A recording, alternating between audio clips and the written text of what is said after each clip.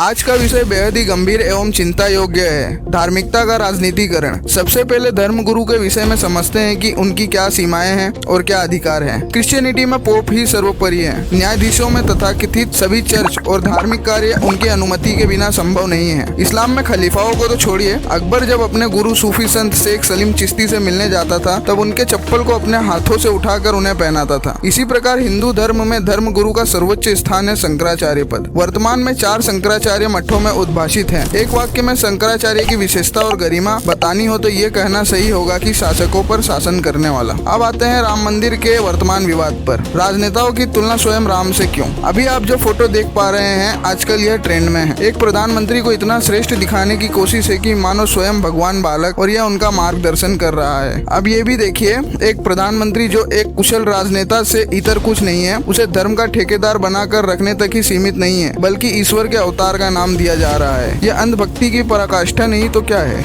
मंदिर में विधर्मियों को आमंत्रण। आप यह क्लिप देखिए। आज इनके यहाँ रामलला का आमंत्रण लेकर स्वयं संघ के अधिकारी पहुँचे। आखिर क्या मजबूरी है जो एक बीफ खाने वाले को प्राण प्रतिष्ठा में अनुमति मिली? कहाँ है उमा भारती, अडवाणी जी, प्रवीण तोगड़िया, मुरली मनोहर जोशी? कोई नहीं दिख रहा है। आज नचनियों को बुला के जो बॉलीवुड सनातन को बदनाम करता है उनको आमंत्रण मिला, और हिंदुओं के जो ठेकेदार बनते हैं उनके कानों पर जूं तक नहीं रेंगा। शंकराचार्यों की अवहेलना क्यों?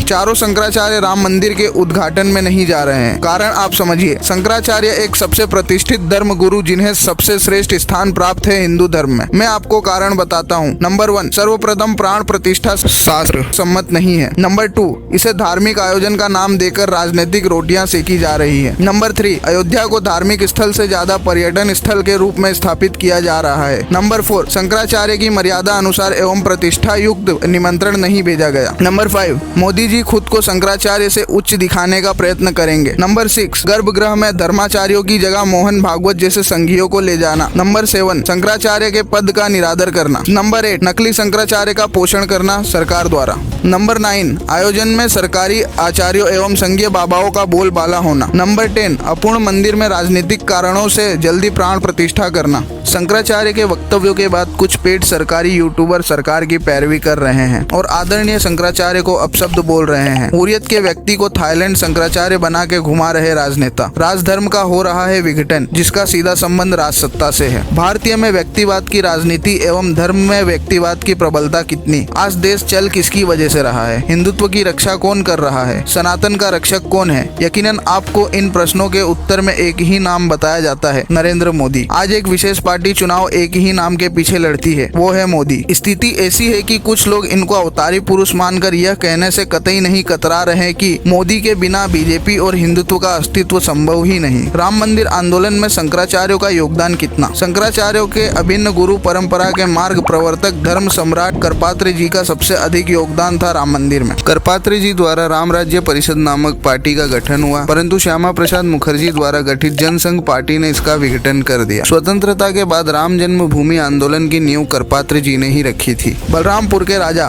गोरखनाथ पीठ के तत्कालीन महंत दिग्विजयनाथ, जो कि योगी आदित्यनाथ के दादा गुरु भी हैं, और कलेक्टर के नायर ने करपात्री जी के सामने संकल्प लिया राम मंदिर आंदोलन का। फिर रणनीति बनी। राम राज्य परिषद का अध्यक्ष करपात्री जी ने स्वरूपानंद जी को बना दिया, जो आगे चल के शंकराचार्य बने। ज्योति मठ के शंकराचार्य स्वर्गीय स्वरूपानंद स्वतंत्रता आंदोलन में सक्रिय भूमिका निभाए थे और जेल भी गए थे। संघ की स्थापना ने विश्व हिंदू परिषद द्वारा राम मंदिर आंदोलन, जो कि करपात्री जी द्वारा चलाया जा रहा था, उसे खा लिया। स्वरूपानंद सरस्वती के कहने पर ही राजीव गांधी ने राम मंदिर का ताला खुलवाया था। राम मंदिर आंदोलन में स्कंद पुराण को वर्तमान शंकराचार्य अविमुक्तेश्वरानंद जी ने सत्यापित कर राम मंदिर होने का साक्ष्य कोर्ट में पेश किए, जिसके आधार पर उस समय की न्यायपालिका ने निर्णय दिया। राम मंदिर आंदोलन में पूर्व शंकराचार्य स्वर्गीय स्वरूपानंद सरस्वती को तत्कालीन वीपी सिंह की केंद्र सरकार और मुलायम सिंह की राज्य सरकार ने जेल में डाल दिया था। वर्तमान पूरी शंकराचार्य निखिलानंद जी और वामदेव जी का विशेष योगदान रहा मंदिर निर्माण में। अगर अगर मैं गहराई से इनके प्रयासों की चर्चा करूंगा तो 2-3 घंटे से अधिक का समय लग जाएगा। अंत में कुछ सवाल आपसे आपके लिए। क्या एक राजनीतिक व्यक्ति के लिए धर्म गुरुओं का अपमान सही है? मंदिर का राजनीतिकरण क्यों?